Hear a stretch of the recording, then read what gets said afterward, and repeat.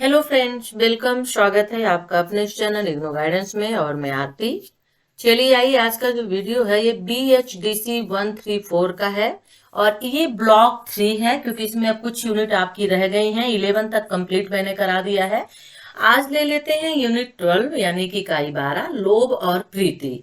ठीक है, इसमें अंतर वस्तु और विश्लेषण है, लेकिन जो वेरी इंपॉर्टेंट है वो आपका यहाँ पे प्रतिपाद इंपॉर्टेंट है। प्रतिपाद में यहाँ पे दो पक्ष रखे गए हैं, ठीक है ना। तो जो पहला पक्ष है वो विचार पक्ष है, दूसरा भाव पक्ष रखा गया है, राइट। और उसके बाद भाषा शैली। तो चलिए फिर शुरू कर देते हैं, लेकिन उसके पहले क्या करना है आपको पता है। वीडियो को लाइक करना है, शेयर करना है, चैनल को सब्सक्राइब कर लीजिए नहीं किया है तो, ठीक है ना। और बेल आइकन को जरूर प्रेस कर लीजिएगा ताकि जो भी वीडियो डालूं उसका नोटिफिकेशन आपको इजी से अवेलेबल हो जाए। ये जो लोभ और प्रीति है ये रामचंद्र, आचार्य रामचंद्र शुक्ल की लिखी हुई निबंध है, एक विचार निबंध है इसे कह सकते हैं, ठीक है। और जो आचार्य रामचंद्र शुक्ल है वो मनोविकार संबंधी ललित निबंधों की विशेषताओं के उन्होंने अध्ययन किया है और इस निबंध में महत्वपूर्ण मानवीय भावों और मनोविकारों का परिचय उन्होंने दिया है, ठीक है। ओके, तो चलिए यहाँ पर शुरू कर देते हैं, देख लेते हैं। तो प्रतिपाद्य का सबसे पहले देख लेते हैं। देखिए, प्रतिपाद्य का मतलब होता है एक उद्देश्य, यानी किस उद्देश्य को लेकर के कोई चीज लिखी गई। तो लेखक किस उद्देश्य को लेकर के या जिस उद्देश्य को लेकर के जो चीज लिखता है, जिस रचना की रचना करता है, वो रचना करता है, वो प्रतिपाद्य कहलाता है, क्योंकि हर एक चीज किसी न किसी विशेष उद्देश्य को लेकर के लिखी हुई होती है, ठीक है ना। तो चलिए शुरू कर देते हैं। यहाँ पर हम लोभ और प्रीति का अर्थ ले लेते हैं, ठीक है ना। ओके, तो आचार्य रामचंद्र शुक्ल ने संस्कृत काव्य शास्त्रियों द्वारा निर्धारित स्थायी भावों का विवेचन नहीं किया है, बल्कि वो स्थायी भाव से व्यापक भावों का विवेचन और विश्लेषण किया है, ठीक है। उदाहरण के लिए श्रृंगार रस का स्थायी भाव रति होता है, ठीक है ना। क्या होता है? रति होता है। और शुक्ल जी ने रति भाव पर निबंध नहीं लिखा, वरन लोभ और प्रीति विषय पर लिखा है। तो रति भाव इन्हीं मनोभावों के अंतर्गत क्या हो गया है? व्याख्याकित हो गया है, यानी आ गया है। और बहुत दूर तक ये दोनों समानार्थक है, परंतु लोभ और प्रीति रति से व्यापक सामाजिक भाव है। तो यहाँ पर जो भाव निकल के आता है वो रति की जगह क्या आता है? सामाजिक भाव निकल कर आ जाता है, ठीक है। तो सामान्य व्यवहार में हम लोभ और प्रीति को परस्पर विपरीत भाव के रूप में देखते हैं, लेकिन शुक्ल जी इन दोनों की एकता से अपने निबंध का प्रारंभ करते हैं, लोभ और प्रीति का। फिर इनके परस्पर विरोध की ओर संकेत करते हैं और शुक्ल जी के अनुसार लोभ में परिणित हो जाता है, ठीक है। लोभ जो है वो प्रीति में परिणित हो जाता है। तो लोभ लोभ के रूप में रह भी सकता है, कई बार यह बदल जाता है। दोनों ही समान विशेषता तो यही है कि दोनों मनोविकार सुख या आनंद देने वाली वस्तु के प्रति होते हैं, ठीक है। क्या? लोभ और प्रीति। वस्तु हमें अच्छी ना लगे, आनंद प्राप्त करने में सक्षम प्रतीत ना हो, सुंदर सुखद ना हो, ऐसी वस्तु के प्रति हमारे मन में ना लोभ जागृत होगा ना प्रेम। तो हम लोभ किसका करेंगे? जो हमें कोई चीज अच्छी लगे, जो हमें आनंद प्रदान करे, जो हमें खुशी दे, हम उसी चीज का तो लोभ करेंगे ना। जो हमें खुशी न दे, आनंद प्रदान ना करे, हम क्यों लोभ करेंगे उसका, है ना। क्यों मन में लालच आएगा। तो कोई वस्तु या व्यक्ति हमें पसंद आया, अच्छा लगा, उससे हमें सुख या आनंद का अनुभव हुआ, मतलब वह वस्तु या व्यक्ति आनंद स्वरूप हो गई, राइट। और हम उस पर मुग्ध हो गए तो यह लोभ या प्रेम नहीं हुआ। मतलब पसंद आई और हम उस पर मुग्ध हो गए तो लोभ या प्रेम नहीं हुआ। अच्छी चीजें सबको अच्छी लगती हैं। लोभ तब माना जाएगा जब हमारे मन में उसे प्राप्त करने की इच्छा जागृत हो। वो पसंद आई, अच्छी लगी, यहाँ तक ठीक है, हम उसे लाइक भी करने लगे तो वो लोभ नहीं होगा। लेकिन लोभ वो तब कहलाएगा जब उसे पाने की इच्छा हमारे मन में जगने लगे, ठीक है, और प्राप्त करने की इच्छा जगने लगे, और जब वह संवेदात्मक अवयव के साथ इच्छात्मक अवयव का संयोग होगा, अर्थात जब वह वस्तु को प्राप्त करने की, दूर न करने की, नष्ट न होने देने की इच्छा प्रकट होगी, तभी हमारा लोभ लोगों पर खुलेगा। तो जब वो वस्तु जब तक हमें पसंद है, जब तक हमें प्रिय है, अच्छी लग रही है, हमें आनंद दे रही है, तो लोभ नहीं कहलाएगी।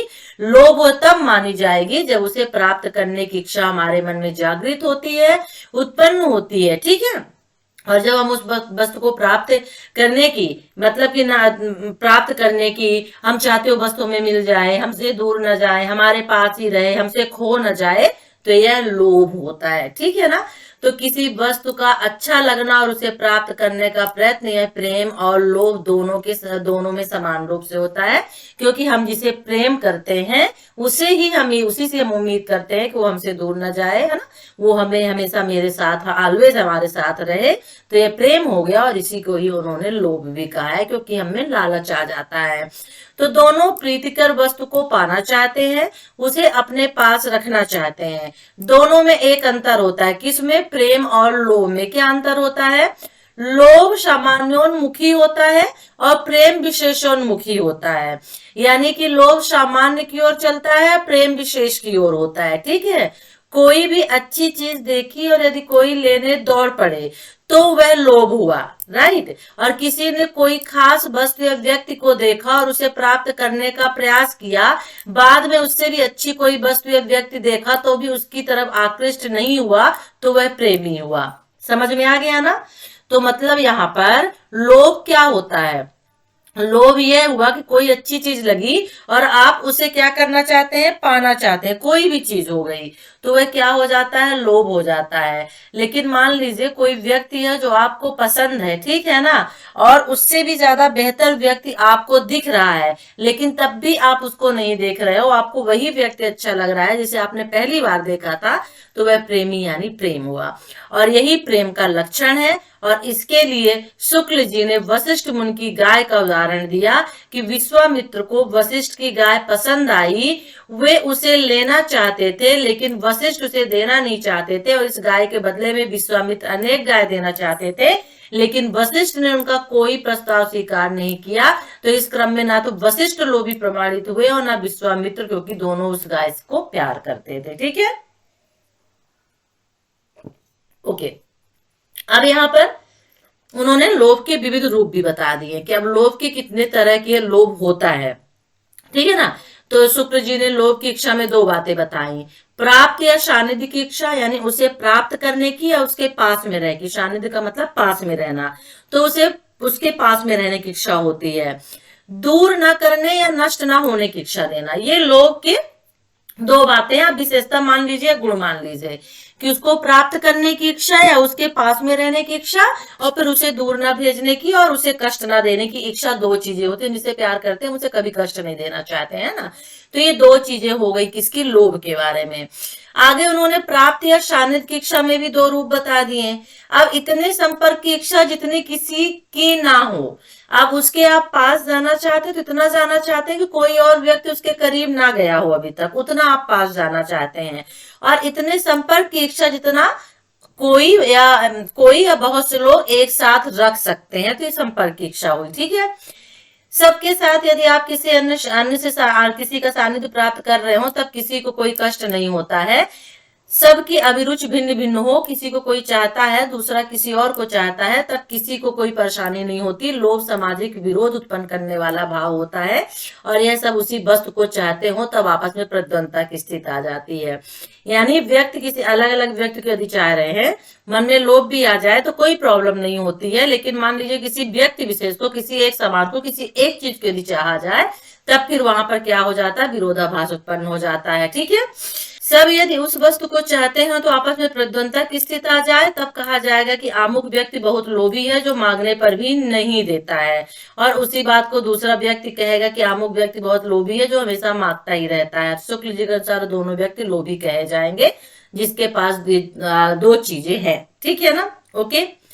तो कई बार मनुष्य के वो लोभ पर दूसरे मनोविकारों का प्रभाव पड़ता है। दो लोभी व्यक्तियों के झगड़े में यदि किसी एक व्यक्ति को क्रोध आ गया तो इस क्रोध के वशीभूत होकर उसने उस वस्तु को तोड़ दिया तो वह पक्का लोभी नहीं माना जाएगा, और उसके क्रोध पर वह क्रोध हावी हो जाएगा उसके लोभ पर।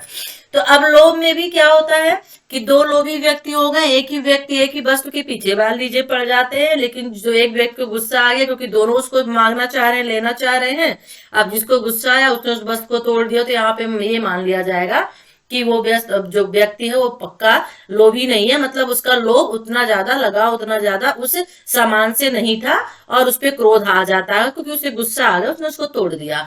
तो पक्का लोभी कभी प्रिय वस्तु को नष्ट नहीं करता, वह धुन का पक्का होता है, वह इस मानसिकता में नहीं आता है कि यदि मुझे नहीं मिला तो किसी और को ना मिले। लेकिन लोभी व्यक्ति में ऐसी यहाँ पे एज ए आप एक प्रेमी के रूप में भी देख सकते हैं कि सच्चा जो प्यार करने वाले लोग होते हैं वो कभी एक दूसरे का दिल नहीं दुखाते हैं और एक दूसरे का मान सम्मान रखते हैं। और लेकिन जो सच्चा प्यार तो करने वाले होते हैं, दो तरह के लोग होते हैं। एक ये मान के चलता है कि अगर वो मुझे इजिली मिल गया तो ठीक है, मैं उसे एक्सेप्ट कर लूंगा, अगर नहीं मिल रहा है तो कोई बात नहीं, जिसमें उसकी खुशी है उसमें मेरी खुशी है। लेकिन जो दूसरा व्यक्ति होता है वो हर तरह से उसको पाने की कोशिश करता है, साम दंड भेदभाव सब कुछ अपनाता है, यानी गलत तरीका भी अपनाता है। क्यों? क्योंकि उसका उसमें लोभ है। तो यही यहाँ पर उन्होंने दो तरह के एग्जाम्पल दिए हैं, ठीक है ना। तो हिंसक प्रवृत्ति उसमें देखी जा सकती है। शुक्ल जी मानते हैं कि लोभ के दो विषय होते हैं। अब लोभ के दो विषय होते हैं, सामान्य और विशेष, ठीक है ना। अच्छा खाना, अच्छा कपड़ा, अच्छा घर, धन, जिसमें वो सब वस्तुएं सुलभ होती हैं, सबको भाता है, ठीक है। और उसकी प्राप्ति की आकांक्षा करते हैं, ये सब लोभ के सामान्य विषय के अंतर्गत आ जाते हैं, ठीक है। और इसे सहज वृत्ति मानकर समाज स्वीकार कर लेते हैं और ऐसे लोगों की निंदा भी नहीं होती है। लेकिन कभी कभी व्यक्ति किसी खास चीज को चाहता है, तब समस्या आती है। और फिर मनुष्य ने सामान्य लोभ की वस्तुओं को प्राप्त करने के लिए मुद्रा का आविष्कार कर लिया और इस मुद्रा से धन, उससे सब कुछ मिल जाता है। मान लीजिए पूरी फैसिलिटी घर में नहीं है जो होनी चाहिए, जिसके पास नहीं होती है, उसमें के मन में एक लोभ तो होता है कि जिसके पास फ्रिज नहीं है, टीवी नहीं है, कार नहीं है, उसको लगता है यार मेरे पास कार नहीं है, कार भी आ जाए, क्योंकि एक मन में उसके लोभ है। तो क्या हुआ, अब पैसे का आविष्कार हुआ और पैसे से सब वस्तुएं आने लगी, ठीक है ना। तो इसके परिणाम स्वरूप जो बातें पारस्परिक प्रेम की दृष्टि से, धर्म की दृष्टि से की जाती थी, वह भी रुपए पैसे की दृष्टि से होने लगी। यानी हर जगह जो होता पैसा चलता, बोलते जिसके पास पैसा होता है उसी की इज्जत होती है, उसी के पास इमेज होती है ना। तो ये हो गया आपका लोभ और प्रेम, इसमें प्रतिपाद्य हो गया। लोभ के प्रकार दो तरह के हो गए, ठीक है ना। सभी चीजें हमने इसमें देख लिया है।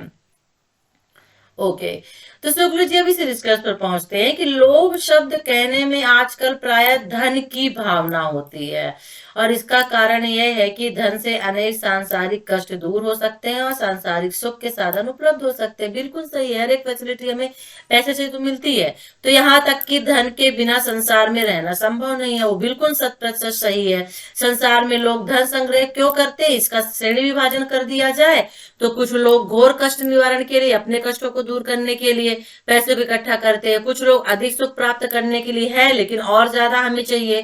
कुछ लोग भविष्य में सुख के अभाव के लिए, अभाव की आशंका को दूर करने के लिए भाई बैलेंस वगैरह बना के रखते हैं कि आगे चल के पता नहीं क्या कैसे होगा, तो आगे भी सुख सुविधा मिलती रहे जो आज है, तो उसके लिए भी पैसा इकट्ठा करते हैं ना। और कुछ लोग बिना किसी उद्देश्य भावना के धन संग्रह करते हैं, इकट्ठा करते हैं। तो इसमें प्रथम श्रेणी के लोगों को धन का लोभी नहीं कहा जा सकता, क्योंकि अपने कष्टों को दूर करने के लिए सब कुछ करते हैं। दूसरी श्रेणी के लोगों का लोभ पर आरोप लग सकता है, यह आरोप हर अगली श्रेणी के लोगों पर बढ़ता चला जाता है, ठीक है ना। तो ये हो गया लोभ और प्रीति, ठीक है।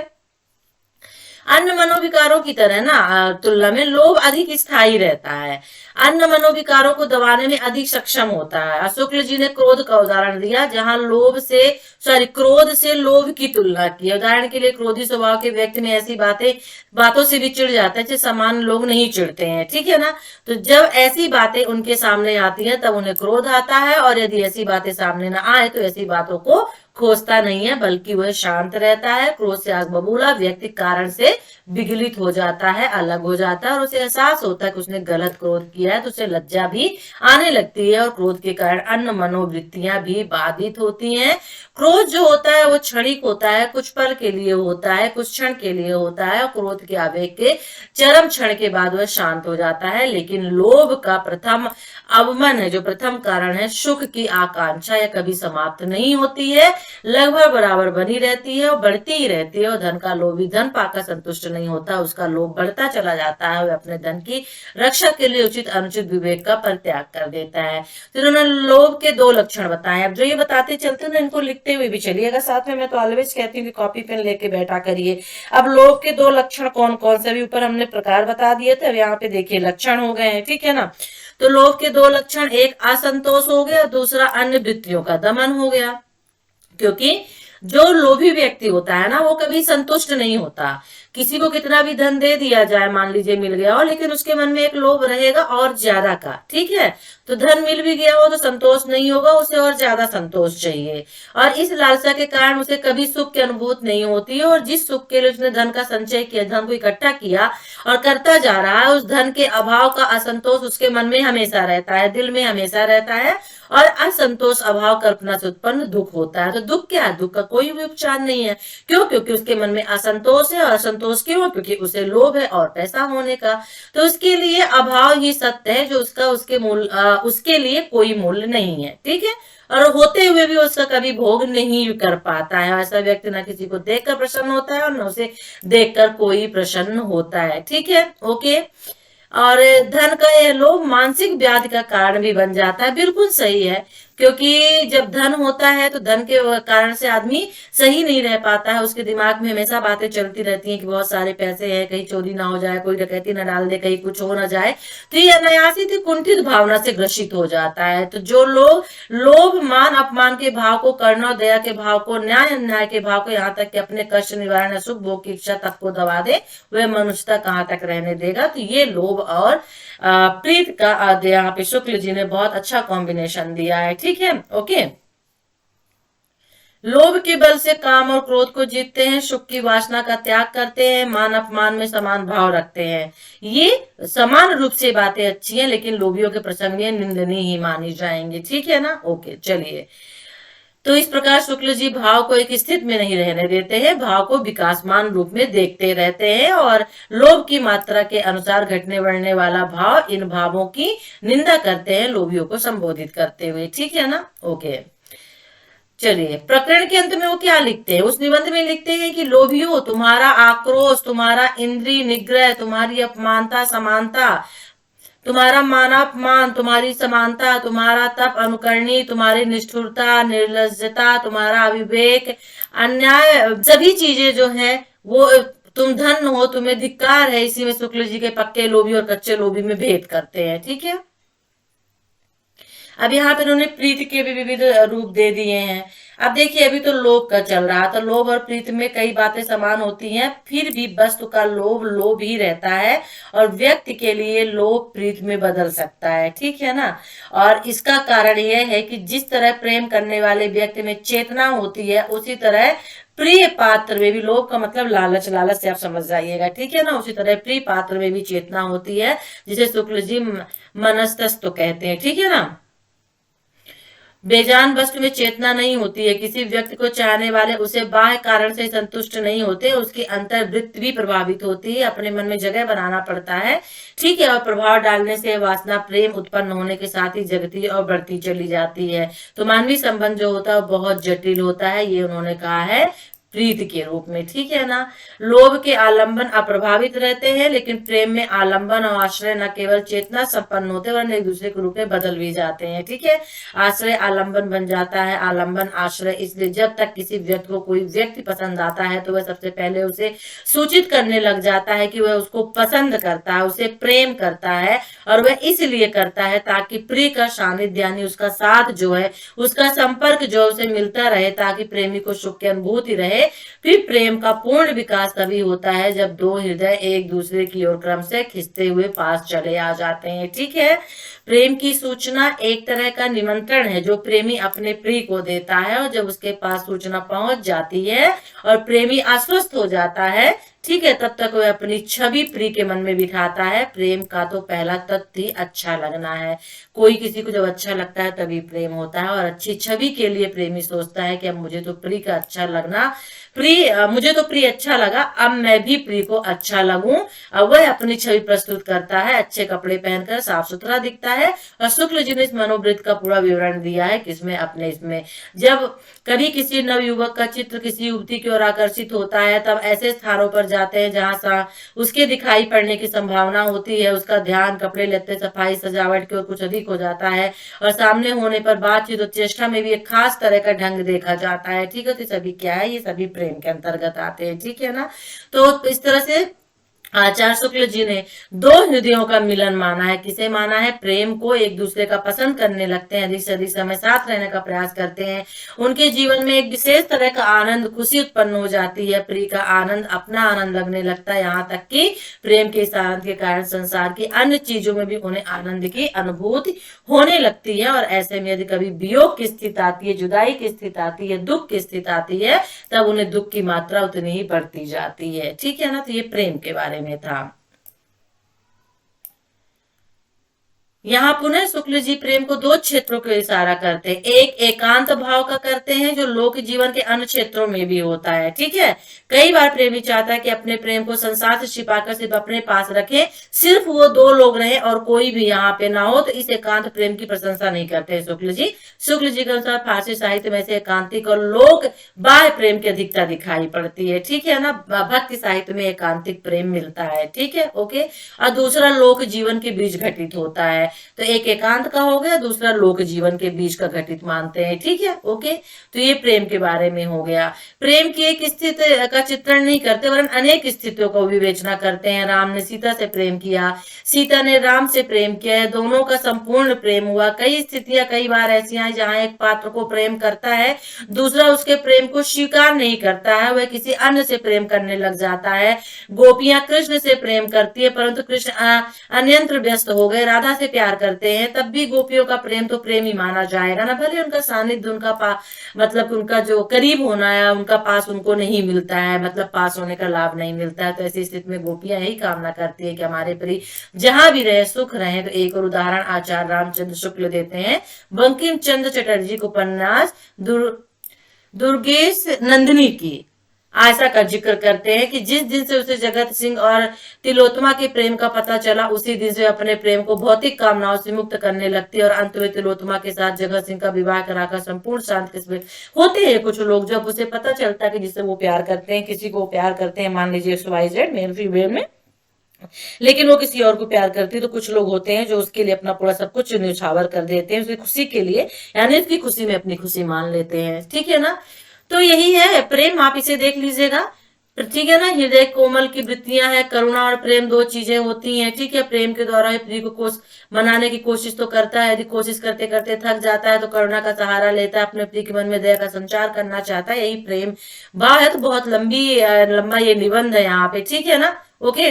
तो उन्होंने प्रेम और लोभ के बारे में यहाँ पे बताया। फिर एक प्रेम है देश प्रेम का भी स्वरूप बताया कि देश पे जान देना, न्यौछावर करना, ये जो होता है ये देश प्रेम होगा। ऊपर हम लोगों ने प्रेमी के बारे में पढ़ा। एक व्यक्ति का आकर्षण दूसरे व्यक्ति, मतलब कि मेल फीमेल के बारे में। अब यहाँ पे देश प्रेम के बारे में भी उन्होंने बताया। तो उन्होंने बहुत बड़ा यहाँ पे निबंध लिखा है जिसमें प्रतिपाद और हमने अंतर वस्तु देखा। ठीक है ना?